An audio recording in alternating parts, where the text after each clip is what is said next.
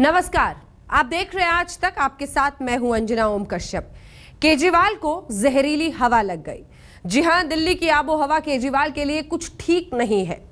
हम आपको बताएंगे कि आखिर क्यों हुआ ऐसा केजरीवाल के साथ। केजरीवाल की खांसी का राज खुल गया है। जी हां, केजरीवाल को दिल्ली की आबो हवा में घुले जहर ने खांसी लगाई। बेंगलुरु में 12 दिन के इलाज से उनकी खांसी तो चली गई, लेकिन दिल्ली में वो जहर अब भी बरकरार है और ये जहर केजरीवाल के लिए चुनौती भी है।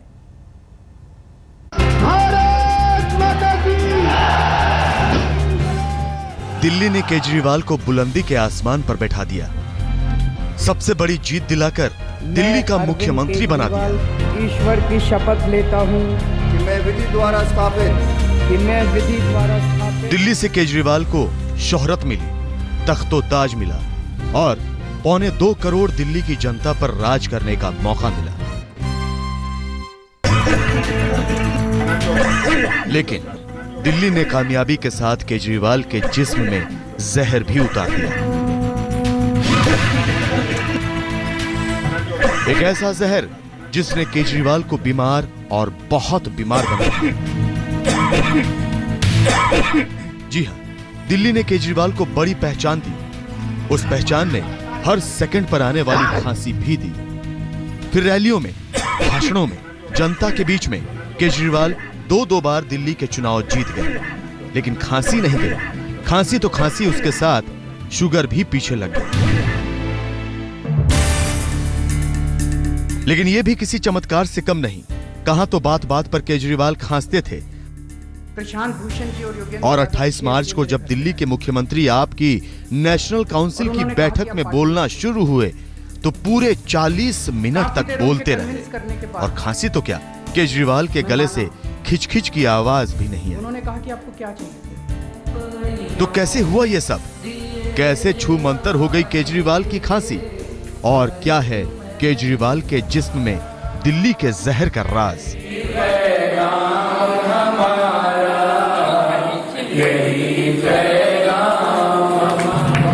और पड़ोसियों को भी सबको कहना अपना वोट बेकार। आज हम केजरीवाल की बीमारी का एक एक राज समझने और जानने की कोशिश करेंगे और केजरीवाल की खांसी के पीछे असली वजह क्या रही, खुलासा इसका भी करेंगे।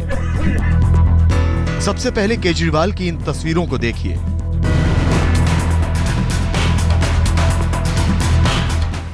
जी हां, तस्वीरें बेंगलौर की हैं, जहां 12 दिन में सब कुछ बदल गया। केजरीवाल की खांसी से लेकर शुगर लेवल तक सुधर गया। लेकिन बेंगलौर के नेचुरोपैथी सेंटर के डॉक्टरों ने केजरीवाल की बीमारी को लेकर एक खुलासा किया है और खुलासा यह है कि दिल्ली की आबो हवा ने केजरीवाल के जिस्म में प्रदूषण का वो जहर उतारा जिसने केजरीवाल को बीमार बनाया। अरविंद केजरीवाल को दिल्ली में बढ़ते प्रदूषण ने बीमार बनाया। उनकी खांसी की असली वजह बढ़ता प्रदूषण है। बेंगलौर में प्राकृतिक इलाज से केजरीवाल की खांसी ठीक हो गई, डायबिटीज भी कंट्रोल हो गई। नेचुरोपैथी के 12 दिन के कोर्स से केजरीवाल दुरुस्त भी हो गए। उनकी खांसी में 75% तक फायदा हुआ और शुगर लेवल 180 पर थम गया। लेकिन सवाल दिल्ली के बढ़ते प्रदूषण पर खड़ा हो गया। डॉक्टरों की माने तो दिल्ली में सांस लेना मतलब जहर को अपने जिस्म में उतारने के बराबर हो गया है। जी, दिल्ली में प्रदूषण का स्तर तो डेफिनेटली बढ़ रहा है। वो तो रोज हम लोग जो पार्टिकुलेट मैटर की काउंट देखते हैं उससे प्रतीत होता है कि हाँ बढ़ता जा रहा है। और ये भी बहुत साफ है कि जैसे जैसे प्रदूषण का स्तर बढ़ता जाता है उससे रिलेटेड जो बीमारियां हैं, खासकर जो लंग्स से रिलेटेड बीमारियां हैं, जो हवा की पाइपों से रिलेटेड बीमारियां हैं, साइनस से रिलेटेड बीमारियां हैं, वो उनके मात्रा में इजाफा होता है। केजरीवाल बेंगलौर के नेचुरोपैथी इंस्टीट्यूट की तारीफें करते हैं, वहां की किस्से कहानियां सुनाते हैं। लेकिन दिल्ली न सिर्फ केजरीवाल के लिए जहरीली बनी, बल्कि उस 2.25 करोड़ आबादी के लिए भी, जिसकी भलाई के दावों के साथ केजरीवाल दिल्ली के सत्ता पर काबिज हुए हैं। बेंगलौर से प्रतिभा रमन के साथ रोशनी ठोकने, दिल्ली आज तक। दिल्ली के खुले आसमान में सांस लेने का मतलब ही है बीमारी को दावत देना। केजरीवाल की खांसी का रहस्य तो खुल गया, लेकिन दिल्ली की 2.25 करोड़ आबादी के जिस्म में यही जहर रोज उतर रहा है। दिल्ली को वर्ल्ड हेल्थ ऑर्गेनाइजेशन ने 10 गुना प्रदूषित बताया है। तो दिल्ली के वातावरण में जिन जहरीली गैसों का कब्जा हो रहा है वो दिल्ली को दुनिया का सबसे प्रदूषित शहर बना रही है।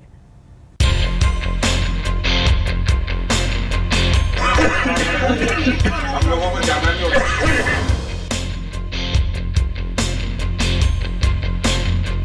दिल्ली के प्रदूषण से सबसे ज्यादा दुखी तो मैं सारा दिन में खांसता रहता हूँ। दिल्ली में बढ़ता प्रदूषण केजरीवाल के लिए जहर बना है और दिल्ली वालों के लिए भी।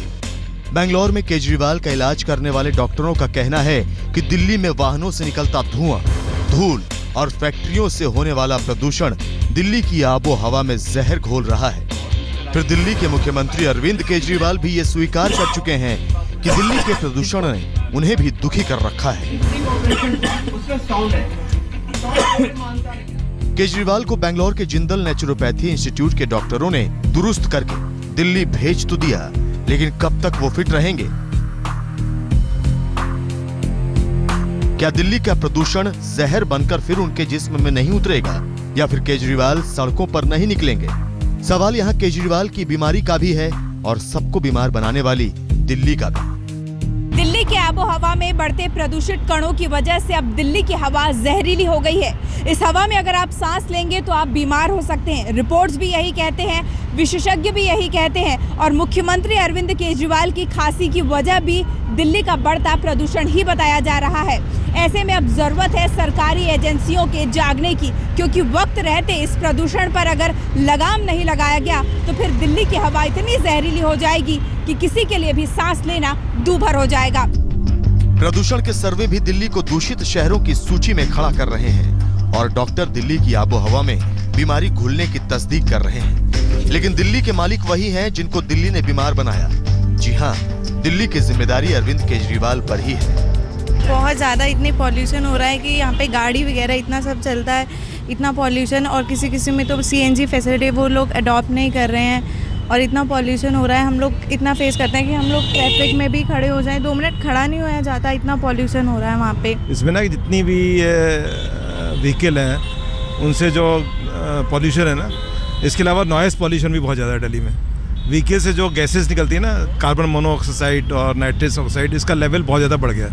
कुछ जगह पे इतना ज़्यादा हो गया कि अब इससे लोगों में कैंसर के पेशेंट्स की संख्या बहुत ज़्यादा बढ़ गई है। बहुत ज़्यादा परेशान करते हैं क्योंकि कवर करके रखना पड़ता है। जहाँ देखते हैं वहाँ पे बहुत ज़्यादा कूड़ा पड़ा हुआ है कहीं पे भी, और स्मोक वगैरह सब इतना ज़्यादा आता है तो फेस जो है ख़राब हो जाता है। जब तक ऑफिस पहुँचते हैं तब तक सारी हालत ख़राब हो जाती है।